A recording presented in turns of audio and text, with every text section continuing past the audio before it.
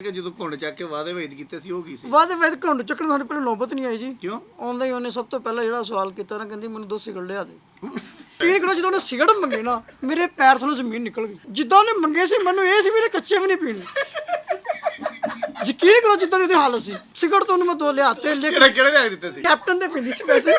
4 ਦਿਨਾਂ ਚ 2 ਦਫਾ ਸਿਰਫ ਪਿਸ਼ਾਬ ਕਰਕੇ ਜਾਂਦੀ ਦੇਖੀ। अस्सलाम वालेकुम। अच्छा जी, ਤੁਸੀਂ ਬਹੁਤ ਸਾਰੇ ਵਾਕਿਆ ਸੁਣੇ ਹੋਣਗੇ ਕਿ ਜਾਲੀ ਨਿਕਾਹ ਦੇ ਜ਼ਰੀਏ ਕੁਝ 2 ਨੰਬਰ ਲੋਕ ਜਿਹੜੇ ਆ ਨਾ, ਉਹ ਆਪਣੀਆਂ ਬੱਚੀਆਂ ਜਿਹੜੀਆਂ ਉਹ ਭੇਜ ਦਿੰਦੇ ਆ। 4-5 ਦਿਨ ਤੋਂ ਬਾਅਦ ਉੱਥੇ ਰਹਿੰਦੀਆਂ ਵਾ, ਰਹਿ ਕੇ ਸਾਰਾ ਸਮਾਨ ਸਮੇਟਦੀਆਂ ਵਾ, ਲੈ ਕੇ ਭੱਜ ਜਾਂਦੀਆਂ ਵਾ। ਇਸ ਤਰ੍ਹਾਂ ਦਾ ਵਾਕਿਆ ਜਨਾਬੇ ਵਾਲੀ ਥਾਣਾ ਠਿਕਰੀ ਵਾਲੇ ਦੇ ਇਲਾਕੇ ਦੇ ਵਿੱਚ ਪੇਸ਼ ਆਇਆ। ਪਹਿਲੇ ਤੁਸੀਂ ਇਹ ਬੰਦੇ ਦੀ ਗੱਲ ਸੁਣੋ, ਉਸ ਤੋਂ ਬਾਅਦ ਇੱਥੇ ਗੱਲ ਕਰਦੇ ਹਾਂ। ਹੋਰ ਵੀ ਕੀ ਹੋਇਆ ਤੇਰੇ ਨਾਲ? मुझे शादी के ਪੰਜਾਬੀ 'ਚ ਗੱਲ ਕਰ ਯਾਰ। शादी के सिलसिला च ਫਰਾਡ ਇੱਕ ਸਾਡੇ ਨਾਲ ਹੋਇਆ ਕਿ ਸ਼ਾਦੀ ਉਹਨੇ ਕਰਾਈ ਸੀ। ਸ਼ੇਬ ਸ਼ਾਹ ਨਾਮ ਦਾ ਕਰਦਾ ਕੀ ਸੀ ਮੌਲਵੀ ਤੋਂ ਪਹਿਲੇ ਮੇਰਾ ਮੁਰਗੀਆਂ ਦਾ ਕੰਮ ਸੀਗਾ ਜੀ। ਕਿੰਨੀਆਂ ਮੁਰਗੀਆਂ ਸੀ? 400 ਮੁਰਗੀ, ਦੇਸੀ ਮੁਰਗੀ ਮੈਂ ਘਰ 'ਚ ਰੱਖੀ ਹੋਈ ਸੀ ਇਨਸ਼ਾਅੱਲਾ। ਔਰ ਮਾਸ਼ਾਅੱਲਾ ਅੱਛਾ ਕੰਮ ਸੀ। ਸਿਰਫ ਸ਼ਾਦੀ ਦੇ ਬੱਚਿਆਂ ਦਾ ਮਸਲਾ ਸੀ ਕਿ ਬਹੁਤ ਰਿਸ਼ਤੇ ਹੁੰਦੇ ਸੀ, ਲੇਕਿਨ ਸਿਰਫ ਜ਼ਿਆਦਾ ਬੱਚੇ ਹੋਣ ਦੀ ਵਜ੍ਹਾ ਤੋਂ ਨਾ ਫਿਰ ਮੈਂ ਤੁਹਾਨੂੰ ਇੱਕ ਮੇਰੀ ਅਜ਼ੀਜ਼ਾ ਹੀ ਉਹਨਾਂ ਸ਼ਾਦੀ ਕਰ ਦਿੰਦਾ ਕਿ ਉਹ ਬੱਚੇ ਵੀ ਸੰਭਾਲੇਗੀ, ਲੇਕਿਨ ਇਹ ਕਿ ਤੁਹਾਨੂੰ ਪੈਸੇ ਲਾਉਣੇ ਪੈਣੇ ਆ ਕਰੀ। ਉਹ ਫਿਰ ਮੈਂ ਇਹ ਸੋਚਿਆ ਕਿ ਇਹਨਾਂ ਨੇ ਕਿ 4.5 ਲੱਖ ਰੁਪਇਆ ਲੱਗਣਾ। ਫਿਰ ਮਜਬੂਰੀ ਸੀ ਕਿ ਮੇਰੀ ਬੱਚੀਆਂ ਜਿਹੜੀਆਂ ਸੀ, ਕੱਲੀ ਬੱਚਿਆਂ ਦੀ ਮਜਬੂਰੀ ਸੀ ਕਿ ਦੂਸਰੀ ਵੀ ਸੀ? ਇੱਕ ਜ਼ਾਹਰ ਗੱਲ ਆ ਉਹ ਨਾਲ ਮਜਬੂਰੀ ਤੇ ਇਨਸਾਨ ਨੂੰ ਹੁੰਦੀ ਆ, ਲੇਕਿਨ ਹਾਂਜੀ ਇਨਸਾਨ ਆ। ਤੇ ਕੁਕੜੀਆਂ ਵੇਚਤੀਆਂ, 4 ਲੱਖ ਦੀਆਂ ਵਿਕੀਆਂ। 1000 ਰੁਪਏ ਦੀ ਇੱਕ ਕੁਕੜੀ ਸੀ। 5 ਲੱਖ ਦੀਆਂ ਲਈਆਂ ਸੀ, 3 ਲੱਖ ਦੇ ਉੱਤੇ ਅਸੀਂ ਸਮਾਨ ਜਿਹੜਾ ਰੱਖਿਆ ਸੀ ਉਹ ਸੀ। ਖੜੇ ਪੈਰੇ ਦਾ ਫੋਨ ਆ ਗਿਆ ਜੀ, ਮੈਂ ਸਵੇਰ ਮੇਰੀ ਮੰਮਾ ਲੈਣ ਆਉਣ, ਮੈਨੂੰ ਮਿਲਣ ਆ ਰਹੀ ਹੈ। ਵੀ ਨਹੀਂ ਕਿਹਾ ਲੈਣ ਆ ਰਹੀ ਹੈ। ਅੱਛਾ। ਮੈਂ ਕਿਹਾ ਚਲੋ ਅੱਛੀ ਗੱਲ ਹੈ, ਏਡੀ ਦੂਰੋਂ ਆਈ ਹੈ, ਚਲੋ ਪਹਿਲੀ ਦਫਾ ਆਈ ਹੈ ਤੇ ਆਪਾਂ ਨਾ ਇनको ਤਾਂ ਅੱਛੀ ਤਰ੍ਹਾਂ ਕਰਾਮ ਕਰਨਾ। ਪਕਾਇਆ ਕੀ ਫਿਰ ਮਮਾ ਜਦੋਂ ਆਈ? ਮੰਮਾ ਅਸੀਂ ਮੱਛੀ ਲਿਆਂਦੀ ਸੀ। ਓਏ ਤੇਰਾ ਹੋਰ ਸੀ ਮੱਛੀ। ਹਾਂਜੀ, ਔਰ ਇਹਦੇ ਵਾਸਤੇ ਵੀ ਅਸੀਂ ਜਦੋਂ ਮੈਂ ਹਾਲਾਂਕਿ ਮੁਰਗੀਆਂ ਵੇਚੀਆਂ ਸੀ, ਲੇਕਿਨ ਦੇਸੀ ਮੁਰਗਾ ਇੱਕ ਸਪੈਸ਼ਲੀ ਇਹਦੇ ਵਾਸਤੇ ਰੱਖਿਆ ਸੀ। ਉਹ ਲੈ ਕੇ ਆਉਣੀ ਹੈ, ਉਹਨੂੰ ਖਿਲਾਉਣਾ, ਉਹ ਦੂਸਰੇ ਦਿਨ ਨੂੰ ਕਰਕੇ ਖਿਲਾਇਆ ਸੀ। ਖਿਲਾਇਆ ਸੀ? ਹਾਂਜੀ। ਕਿ ਹੁਣ ਆਪਾਂ ਨੂੰ ਪੈਸੇ ਚਾਹੀਦੇ ਆ ਕਿ ਬੁੱਢੀ ਚਾਹੀਦੀ ਹੈ? ਸੱਚੀ ਜਿਹੜੀ ਤੇਰੇ ਦਿਲ ਦੀ ਗੱਲ ਆ ਉਹ ਦੱਸਣੀ ਹੈ। ਬੁੱਢੀ ਲੈਣੀ ਹੈ ਕਿ ਪੈਸੇ ਲੈਣੇ ਆ? ਬਸ ਦੇਖੋ, ਜੇ ਅਗਰ ਉਹ ਅੱਛੀ ਹੁੰਦੀ ਨਾ, ਮੈਨੂੰ ਪੈਸੇ ਨਹੀਂ ਸੀ ਚਾਹੀਦੇ। ਮੈਂ ਸਾਰਾ ਕੁਝ ਯਾਨੀ ਕਿ ਪੈਸੇ ਸਭ ਕੁਝ ਕੁਰਬਾਨ ਕੀਤਾ ਸੀ। ਇਹ 4 ਲੱਖ ਨਹੀਂ 8-10 ਲੱਖ ਰੁਪਏ ਮੇਰੇ ਕੰਮ ਤੇ ਲੱਗਾ ਹੋਇਆ ਸੀ। ਦਿਲ ਕੀ ਕਹਿੰਦਾ ਅੰਦਰ? ਦਿਲ ਦੀ ਆਵਾਜ਼ ਦੱਸ ਕਿ ਦਿਲ ਕਹਿੰਦਾ ਕਿ ਪੈਸੇ ਲੈਣੇ ਕਿ ਕੁੜੀ ਲੈਣੀ ਹੈ? ਦਿਲ ਹੁਣ ਇਹ ਹੀ ਕਹਿੰਦਾ ਕਿ ਨਾ ਮੇਰੀਆਂ ਬੱਚੀਆਂ ਵਾ ਜੀ। ਆ ਜਾਵੇ। ਹਾਂਜੀ। 4 ਲੱਖ ਚ ਆਪਾਂ ਨੂੰ ਲੱਭਾ ਕੀ ਹੈ? ਨਹੀਂ, ਇਹ ਇੱਕ ਚੀਜ਼ ਹੈ ਸੀ ਕੀ ਕਿ ਮਾਸ਼ਾਅੱਲਾ ਉਹਨੂੰ ਕਹਿ ਲਓ ਕਿ ਜਾਂ ਤਾਂ ਉਹ ਡਰਾਮਾ ਹੀ ਸੀ ਬੇਸ਼ੱਕ ਕਿ ਬੱਚਿਆਂ ਨੂੰ ਅੱਛਾ ਸੰਭਾਲਦੀ ਸੀ। ਅੱਛਾ। ਤੇ ਉਹ ਬੱਚੀਆਂ 4 ਲੱਖ ਚ ਆਪਾਂ ਨੂੰ ਬੱਚੇ ਸੰਭਾਲਣ ਲੱਭੇ 4 ਦਿਨ? ਨਹੀਂ, ਹਾਂ ਵੈਸੇ ਸਹੀ ਜੇ ਪੁੱਛੋ ਤੇ ਹੀ ਸੀਗਾ। ਹੋਰ ਮੇਰੇ ਨਾਲ ਨਾ ਕਹਿ ਲਓ ਕਿ 1 ਮਿੰਟ ਚ 3 ਵਾਰ ਝਗੜ ਲੈਂਦੀ ਸੀ। ਮੇਰਾ ਤੋਂ ਪਰੇ ਵੀ ਰਵਾਂ ਤੇ 4 ਦਿਨ ਪੂਰੇ ਕਰ ਦਵਾਂ, ਜਿਹੜੇ 2-4 ਦਿਨ ਜਿਹੜਾ 4 ਲੱਖ ਚ ਉਹ ਲੈਣ ਆਵੇ ਤਾਂ ਮੈਂ ਬਸ ਨਿਕਲ ਜਾਵਾਂ। ਲੱਭਾ 4 ਲੱਖ ਦੇ ਵਿੱਚ 3,70,000 ਦਿੱਤਾ, ਕੀ ਲੱਭਾ? ਕੋਈ ਗੱਲ ਕੀਤੀ ਕੋਈ ਮਾੜੀ ਚੰਗੀ ਕਿ ਨਹੀਂ? ਉਹ ਗੱਲਾਂ ਬਾਤਾਂ ਹੁੰਦੀਆਂ ਤੇਰੇ ਹਾਸੇ ਵਾਲ ਵੀ ਹਲਕਾ ਫੁਲਕਾ। ਉਹ ਕਹਿੰਦਾ ਜੀ ਉਹ ਭਾਈ ਸਈਦ ਕਹਿੰਦੇ ਮੈਂ ਨਹੀਂ ਭੇਜਣੀ ਜਿੰਨੀ ਦੇਰ ਤੱਕ ਪੈਸੇ ਨਾ ਭੇਜੇ। ਮੈਂ ਕਿਹਾ ਇਹ ਤਾਂ ਤੁਹਾਡੇ ਮੈਂ ਦੇਣੇ ਆ।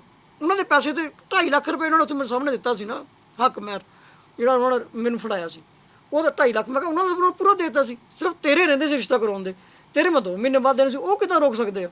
ਫਿਰ ਮੈਂ ਕਹੀ ਫਿਕਦਾ ਨਹੀਂ ਕੋਈ ਨਹੀਂ ਮੈਂ ਸੁਬਾਹ ਭੇਜ ਦੂੰਗਾ। ਫਿਰ ਮੈਨੂੰ ਦਿਲ ਤੇ ਖੁੜਕ ਗਈ, ਲੇਕਿਨ ਖੈਰ ਫਿਰ ਮੈਂ ਇੱਕ ਦਿਨ ਇਹ ਸੀ ਮੇਰੇ ਕੋਲ ਹੋਰ ਤਾਂ ਬੰਦੋਬਸਤ ਕੋਈ ਨਹੀਂ ਸੀ। ਮੈਂ ਚਲੋ ਇੱਕ ਦਿਨ ਮੈਂ ਦੇਖਦਾ।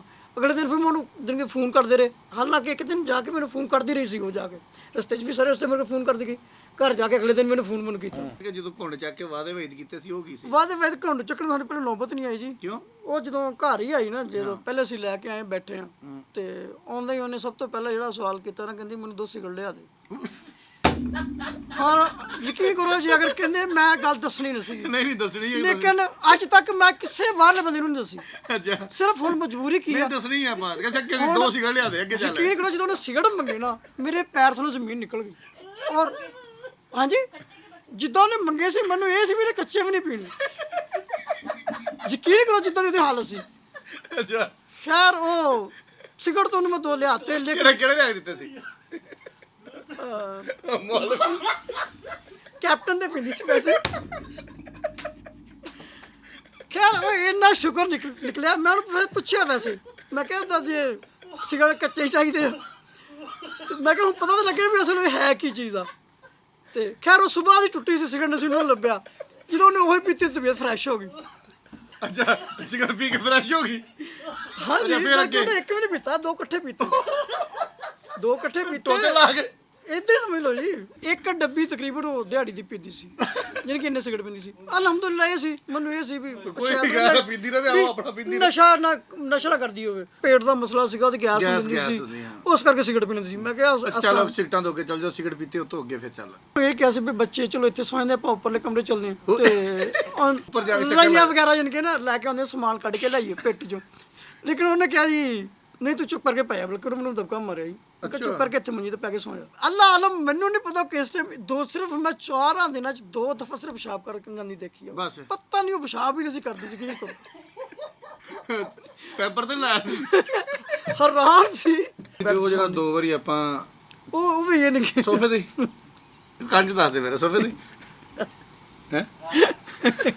ਅੱਛਾ ਜੀ, ਇਸ ਬੰਦੇ ਦੀ 400 ਕੁਕੜੀ ਸੀ। ਇਸ ਬੰਦੇ ਨੇ 400 ਕੁਕੜੀ ਵੇਚੀ 3,70,000 ਰੁਪਏ ਦੀ। ਉਹ ਵੇਚ ਕੇ ਤੇ ਇਹ ਵਿਆਹ ਕਰ ਲਿਆ ਇੱਕ ਐਸੀ ਖਾਤੂਨ ਦੇ ਨਾਲ ਜਿਹਦਾ ਨਾ ਅੱਗੇ ਦਾ ਪਤਾ ਸੀ ਨਾ ਪਿੱਛੇ ਦਾ ਪਤਾ ਸੀ। ਇਹ ਉਹੀ ਲੋਕ ਨੇ ਜਿਹੜੇ ਇਸ ਤਰ੍ਹਾਂ ਦੇ ਸ਼ਰੀਫ ਲੋਕਾਂ ਨੂੰ, ਸਾਦੇ ਲੋਕਾਂ ਨੂੰ ਬੇਵਕੂਫ ਬਣਾਉਂਦੇ ਨੇ ਸਿਰਫ ਇਸ ਗੱਲ ਤੋਂ ਕਿ ਇਹਦਾ ਦੂਸਰਾ ਵਿਆਹ ਵਾ। ਫਿਰ ਉਹਦਾ ਨਤੀਜਾ ਇਹੀ ਨਿਕਲਦਾ ਵਾ ਕਿ ਇਨਸਾਨ ਆਪਣੀਆਂ ਕੁਕੜੀਆਂ ਤੋਂ ਵੀ ਜਾਂਦਾ ਵਾ, ਆਪਣੀ ਸਾਰੀ ਜਮ੍ਹਾਂ ਪੂੰਜੀ ਤੋਂ ਵੀ ਜਾਂਦਾ ਵਾ ਤੇ ਆਪਣੇ ਘਰ ਦਾ ਸਮਾਨ ਵੀ ਸਾਰਾ ਗਵਾ ਲੈਂਦਾ ਵਾ ਤੇ ਬਦਨਾਮੀ ਵੱਖਦੀ ਹੁੰਦੀ ਆ। ਤੁਹਾਨੂੰ ਦੱਸਣ ਦਾ ਮਕਸਦ ਇਹ ਆ ਕਿ ਅਗਰ ਕਿਸੇ ਬੰਦੇ ਦਾ ਵਿਆਹ ਹੋਵੇ, ਬੀਬੀ ਕੈਪਟਨ ਦਾ ਸਿਗਰਟ ਮੰਗ ਲਵੇ ਤੇ ਫੌਰੀ ਤੌਰ ਤੇ ਸਮਝ ਲਓ ਦਾਲ ਦੇ ਵਿੱਚ ਕੁਝ ਕਾਲਾ ਜ਼ਰੂਰ ਆ। ਬਹੁਤ ਸ਼ੁਕਰੀਆ।